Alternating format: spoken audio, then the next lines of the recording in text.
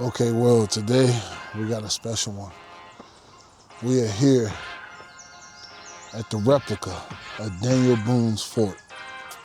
Now, this is a replica.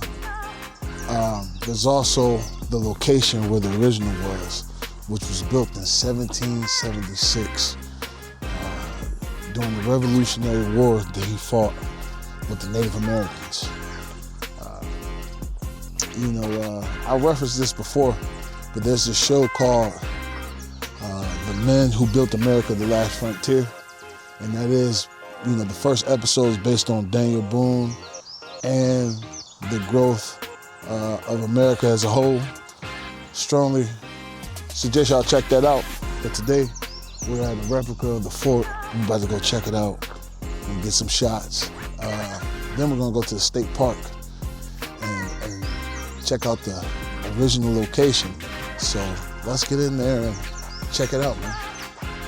I'm excited for this one. Okay, so when you first pull up, see the outside.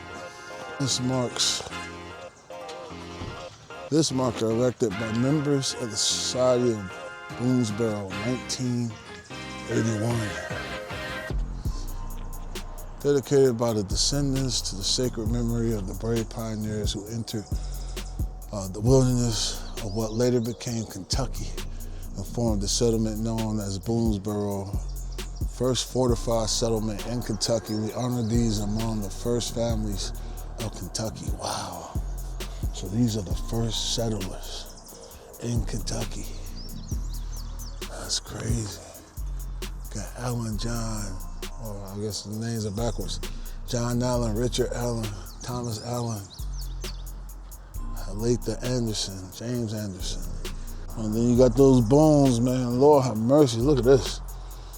You got Ann Boone, Betsy Boone, Cole Daniel Boone, Daniel Morgan Boone, Edward Boone, Ena Morgan Boone, George Boone, Hannah Boone, Isaiah Boone, Israel Boone, Jemima Boone, Jesse Boone, Jonathan. So once Daniel Boone settled in, sound like they spread their arms all through here. Man. I wonder if Aaron Boone, who played for the New York Yankees, is related, is a descendant of Daniel Boone. So yeah, this is a monument of the first settlers. The names, of course, most of them are Boones, and it seems like there's a lot of Callaway. Boones and Callaway is what I see over here. A lot of Boones, a lot of Callaways. Let me see. What else we got? Let me see. What's a name there? A lot of Harts.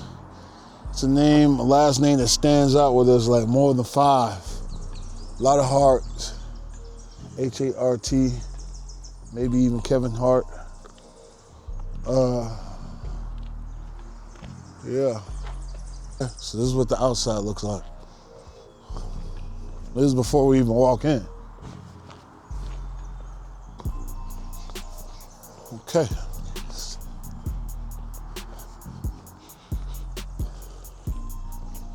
What is this? The new Fort Boonesborough, completed in 1974. So this is the new reconstruction. Like I said earlier, this is the reconstruction of the fort. The original we're gonna go check out too, so. New Fort Boonesborough, completed in 1974. Efforts to preserve the site of Fort Boonesborough began in 1934. That year, Kentucky legislature created Daniel Boone Bicentennial Commission. Private citizens formed the Pioneer National Monument Association. Their efforts were to reward when Fort Boonesborough State Park opened October 15, 1965. And so here's some instructions.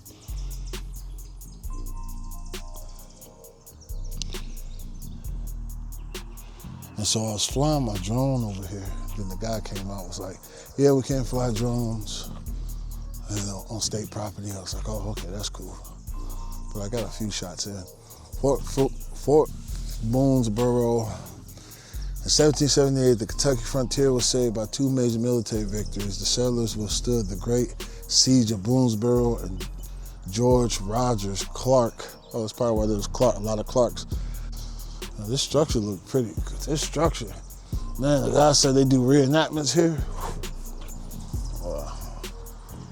What would I do to pay for that? You know, hopefully one day we can catch one of those reenactments. But they don't have it today. I think they said they're gonna celebrate the 250th anniversary of Boonesborough in September. So, gift shops and ticket sales. Oh, how you doing? So okay, Va? Absolutely. Okay, fantastic. Nice. Okay. Crisis in the Wilderness. Capture and rescue of Boonesborough Callaway girls. Oh, this is what you were talking about, the girls. Yeah. Okay. Wow. Interesting.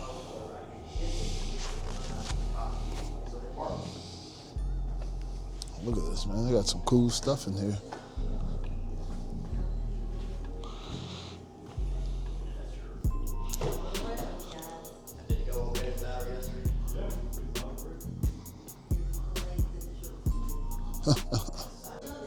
That's crazy.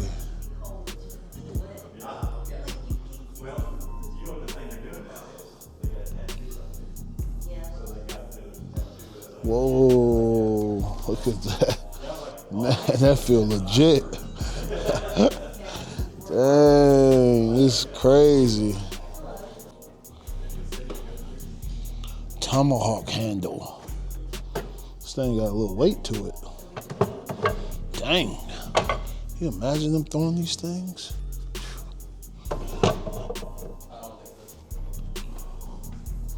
I'm not sure what this is about. Okay. Oh, but that's a real. Yeah. I was wondering what that was. Yep, this is a little archive. Oh, Got a okay. little writing on the side about the brown bit saying that. God, the guy don't even look that tough in that picture. Lord, it looks like he does art. That's amazing. Replica. Ooh. Didn't even see this. Example of Frontier Station, not for sale.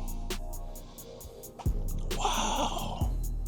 Well, you know how we feel about these replicas, man. This is probably one of my newest fascinations.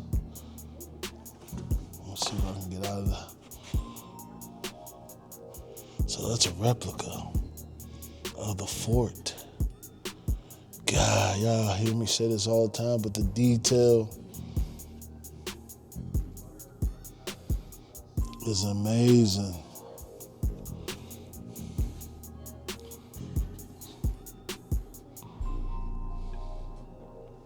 It's your way back out. Okay, thank you. We'll see you in a little bit. All right.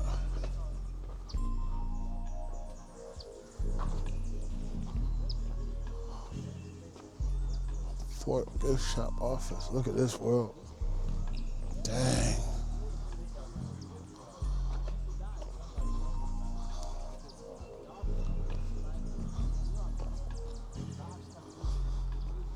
Oh, this guy's native.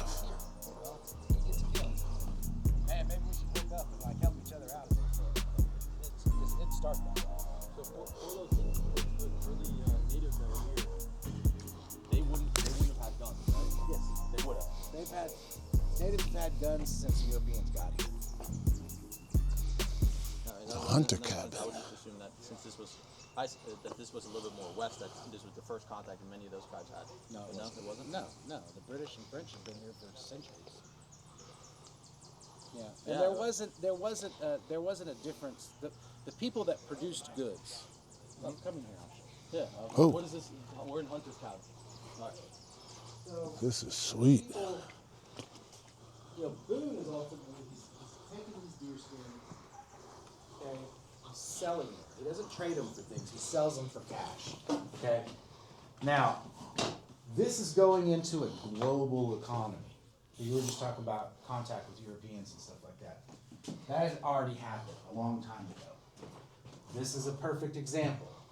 This gun is French. It's a musket, yeah? Correct, yes. Okay. That's a French gun. Now, the beads on that bag, those are from Italy. The silver that's on that bag, that's from Germany. Global economy. Now, trade goods, household goods, kettles, pots, ironware, all that kind of stuff, a lot of that's coming from England. The knife, I don't have it on me. The knife that I typically carry, it was just as likely for a guy in the militia to carry it as it would have been for an Indian to carry it. Because it was that common, and that's where they were getting all these goods from, was from the European markets. This is what they were giving to the European markets, and the European markets were responding at the time. But there wasn't an Indian section and a white dude section. No. You know what I mean? No, that I get. Everybody was consuming the same cloth, the same fabric, the same needles, the same thread, the same everything. It was all the same. I just didn't know the extent of the trade, Right. like that. I guess. No, from the moment Revolution. from the moment Europeans got here, whatever Europeans had, indigenous people had. Because that. And so What type of hides are here? the beaver hides were like the ones that were really sought after, right? Yeah, that's these guys here. Yeah. Why is that? Thickness of the skin or so? No, so Is this real beaver? yeah. None of my stuff is fake, brother. So, sheep's wool can be felted, right? Felt, real felt, not like craft store felt. Real felt can be heated, molded, steamed, turned into a hat. Okay, that's to do with that wool. This is what people are after, and that's called wool. Gotcha. Wool can be felted, heated, steamed, and turned into a hat. This is waterproof.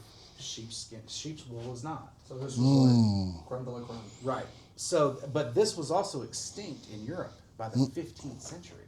Yeah, otters? Now there's a new market. This is beaver. Oh, beaver? So now there's a new market for it.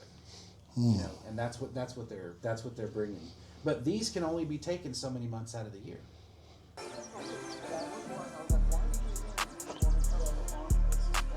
So this was the hunter's cabin. Early settlers depended heavily on wildlife and other natural resources for food, clothing, more.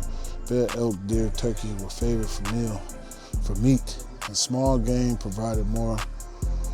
Waterfowl such as duck and geese were a welcome addition to any table. Fish of many kinds, mussel, turtles, frogs were plentiful in the river and a small stream. Trappers used a wide variety of items to secure food, fur used for clothing and for trade and barter. So it just goes down. I mean, that guy put on the master class of information that we didn't know we were going to get.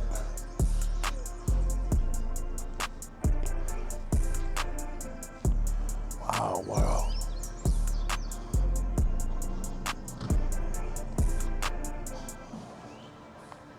You got people in uniforms just hanging out here. Park Service.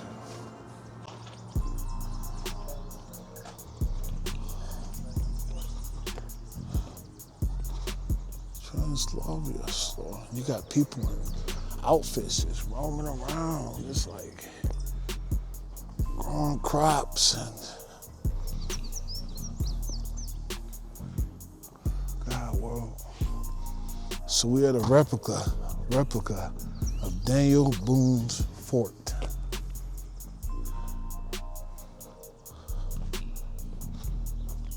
And that's what she was talking about, the orientation he was supposed to do, but looked like we might skip out on that. She said it was good though. Let's see. For the world, we'll go. In the middle was the forge and the gun shop of Squire Boone, Daniel's younger brother. The blockhouses were all two-story and built for the defense of the fort.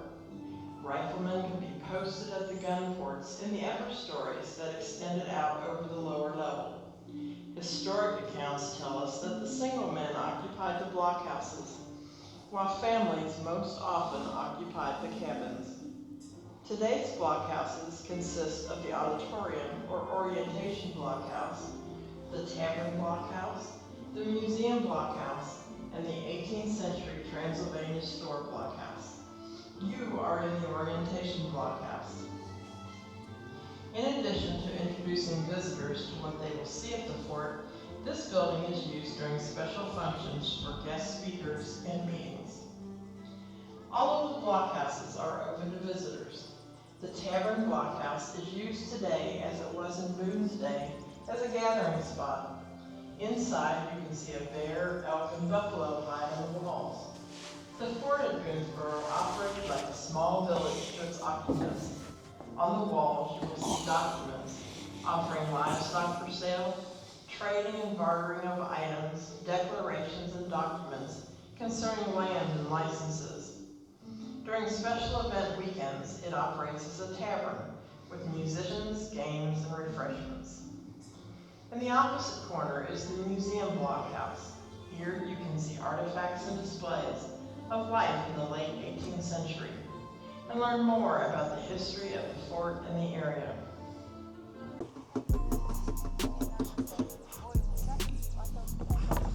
Ooh. No.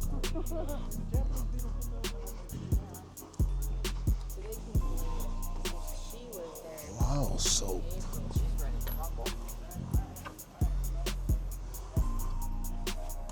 This world. The first floor was that Henderson Company. Oh, first lottery?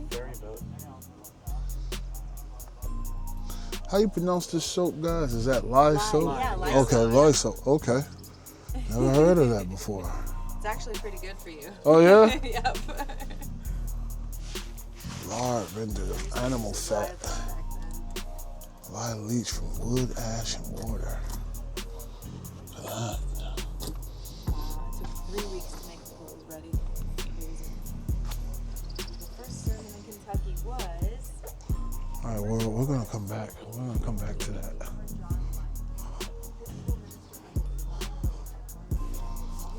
African Americans at Fort Boonesborough. Now this you don't hear a lot about. Jack Hart. Okay, that was on the slave. Jack Hart is also came out, the first settler to Kentucky, and was noted marksman. He loaned his rifle to an enlisted militiaman, heading to what would become known as the last of the Revolutionary War battles, which was fought at Blue Licks in Kentucky. The rifle was lost in the battle and petitioned the state to replace it. 3 times it was brought up for passage and failed. Finally, in 2004, Kentucky legislature gave approval to have a rifle built in his name. The replica piece was gifted in his honor for display to the Kentucky Historical Society when they came to Kentucky. They also allowed merchants and stores in Lexington to stock a greater variety of goods. Cabin may have begun to look a bit more civilized, with finished items replacing crude handmade substitutes, a rope bed, more blankets, even an overshot coverlet, chest, chairs, cabinets, more iron, including fireplace, crane. This guy right here chopping wood.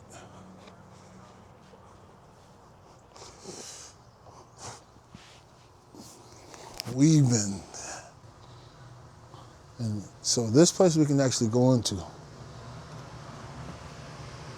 And that'd be sweet if we had some people weaving. Dang, world.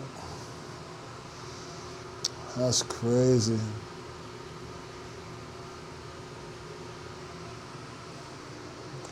By the way, We came here all for $8, so, sorry.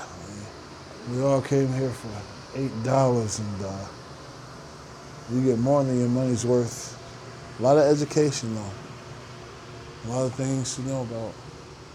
Excuse me, sorry. Black Horse Tavern. What's this? The Block House, a tavern, meeting house, okay. The Block House may be suggestive of early tavern, mercantile establishment, also used as group meeting facilities in late 1700s, prior to Kentucky statehood in 1792. Wow, okay.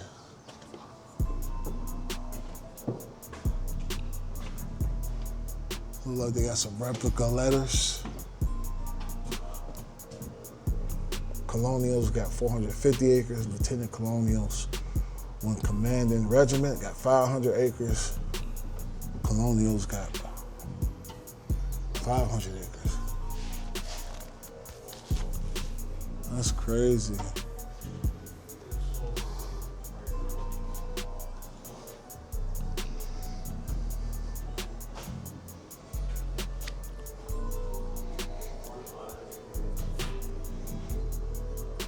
Horse for sale advertising world.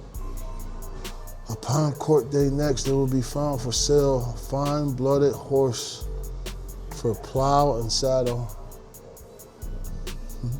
The Old Dominion of Virginia, the public may, wow, look how they spelled this stuff. They said purchase with an F, purchase. At refundable terms. Prices shall be negotiable. Preferred payment in hand, ready money, or spicy. I'm not sure what that means. Levy Todd, clerk, court. Oh, they got some hide over here. Shut the box. What's that say? Traditional English pub game of dice and numbers. Roll the dice, lay down the matching number tile. Players can challenge each other for lowest score. Lay down all tiles and view Shut the Box. Wait, I didn't see that. This must have been where they're hanging out at right here. People just walking on in. People are eating.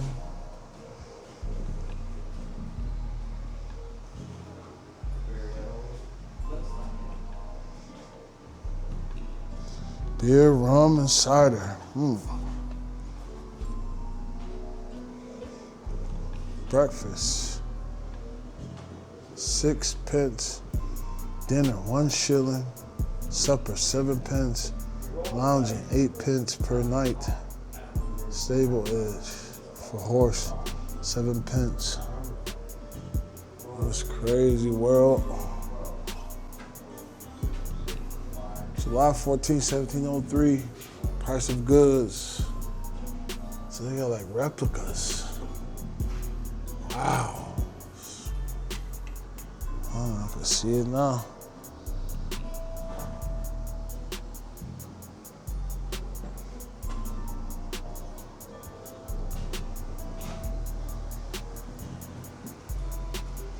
Dang, I wish they had the reenactments in here. Well, people just acting like they're eating or welcoming you in. Now,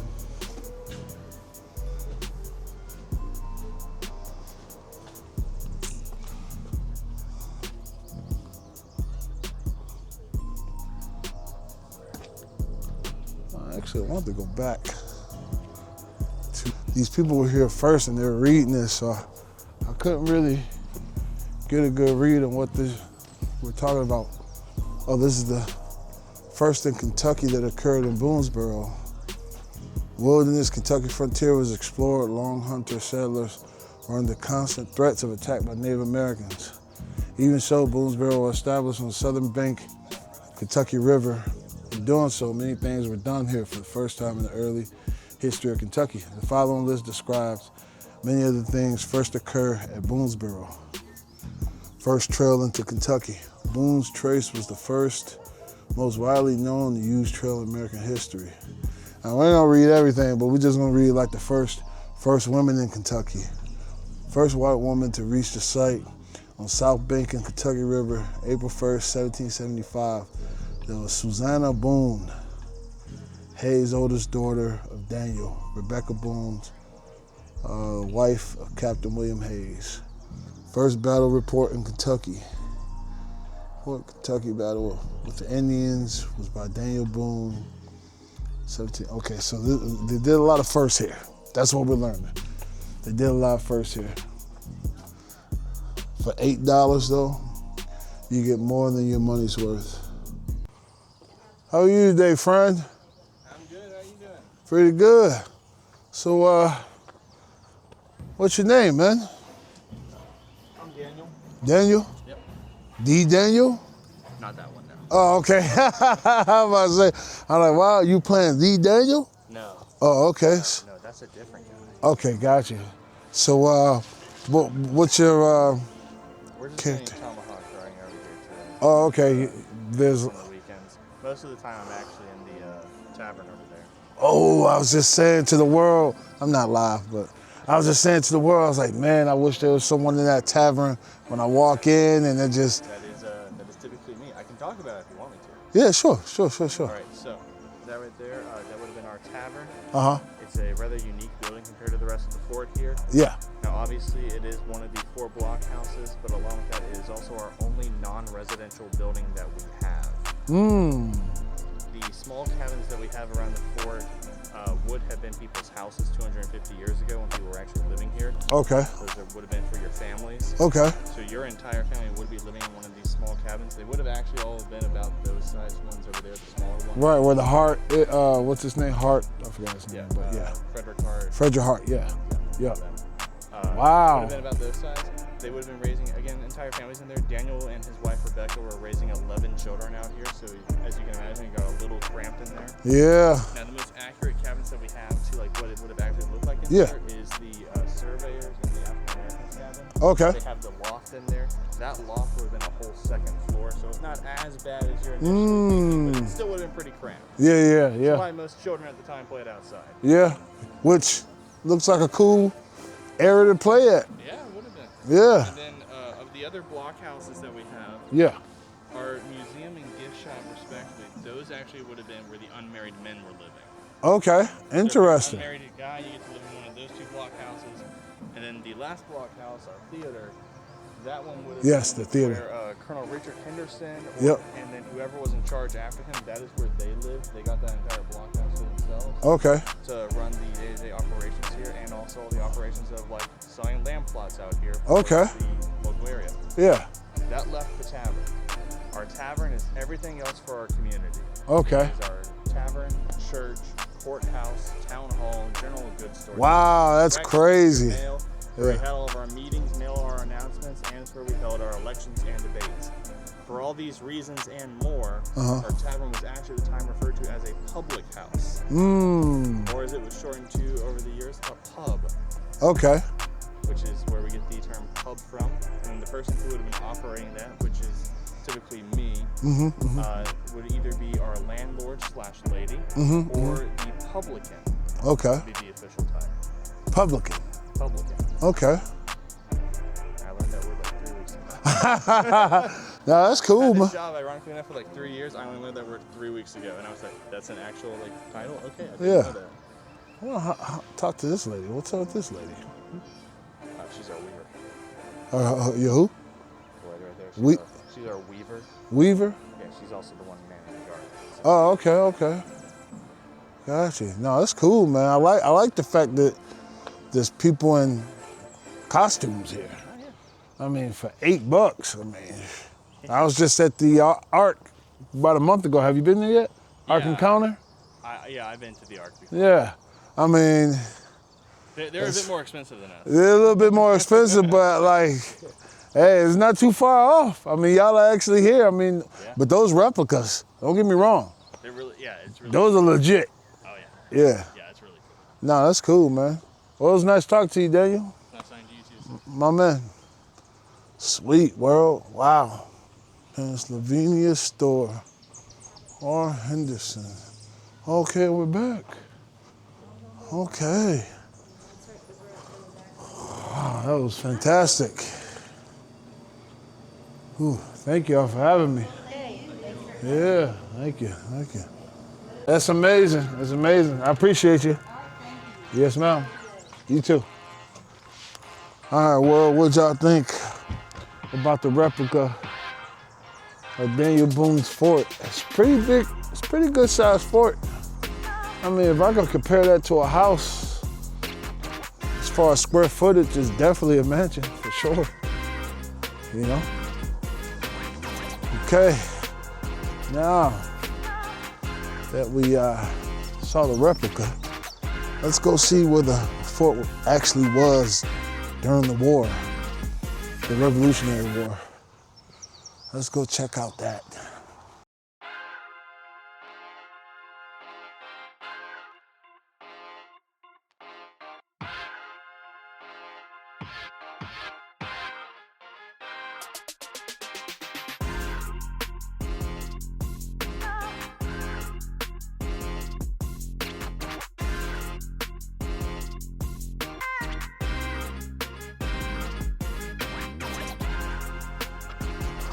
Okay, world, we're finally here.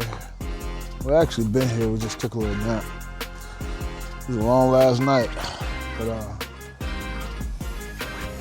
see the original wall, the fort. This is the original site. This is the state park, pretty peaceful over here. Very quiet, not a lot of people. There's not a whole lot going on at this park, but you have the sign, Divinum. Near the site, close to the wall of the fort, stood the divine elm, a majestic tree under whose bur 100 persons could be seated. The old tree served as both council, chamber, church, and development of this state. On May 23rd, 1775, it was the site of the first legislative session held in Kentucky, presided over by Colonial Richard Henderson.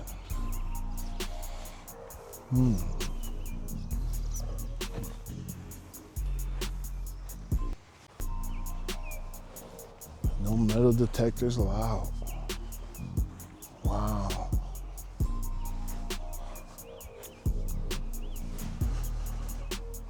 There's signage everywhere.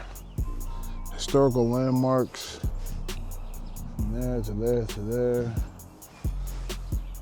So we're gonna check it all out. Original site, Boonesborough Settlement, Boonesborough Chapter. Oh, they even got stairs, you can go in there.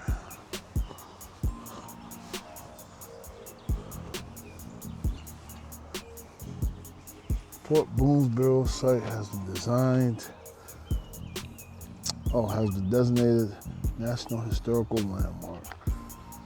This site possesses national significance and commemorating the history of the United States of America, 1996.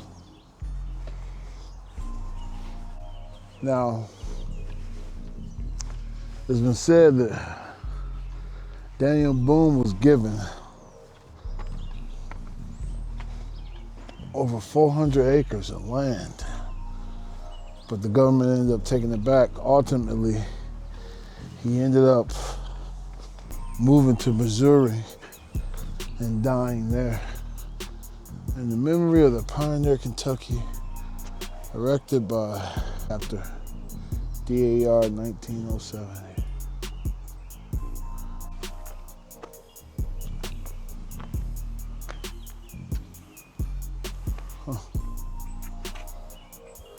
Got all the booms on here.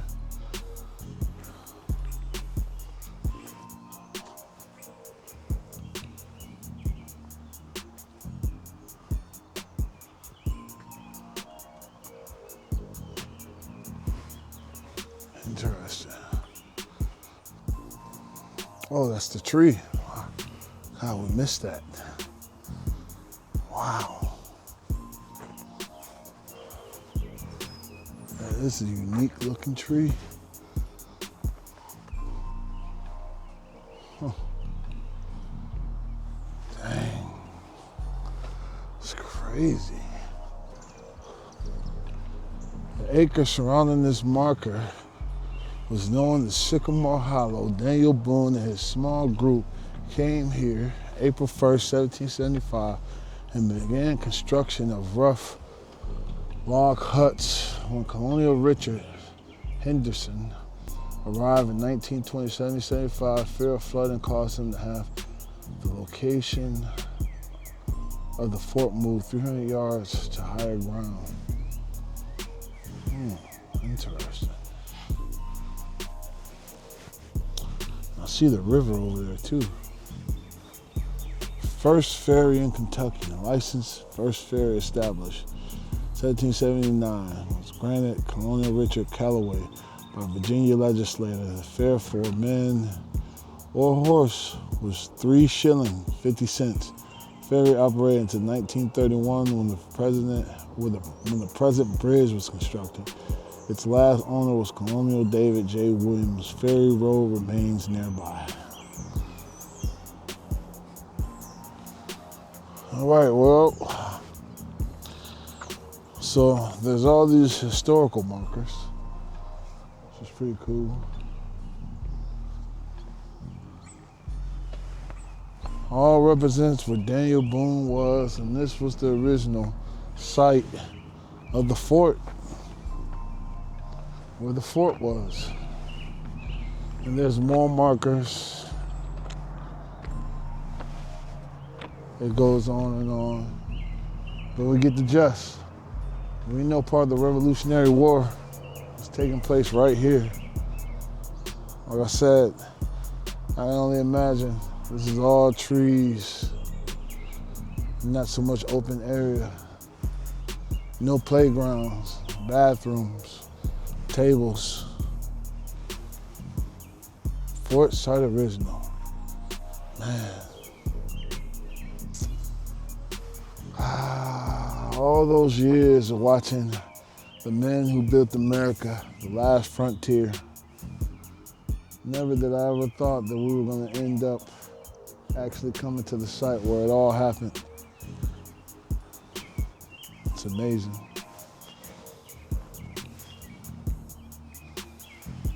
Well, that's it for today. Till next time. And what we doing today, Twan? Please make sure you like and subscribe. Appreciate y'all coming along for this.